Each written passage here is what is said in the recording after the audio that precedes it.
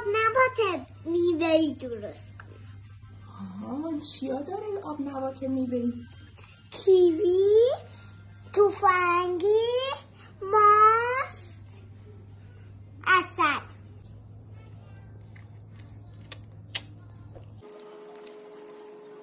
پوره میکنی نیها. چی؟ پوره میکنی. پوره میکنی. حالا ماست میزه تو میوه ها. تفنگی دوست دارم. ببین چی شد؟ عسلم میریزی. حالا قالب رو چرب میکنی میریزی تو قالب. اینو میزن تو فریزر.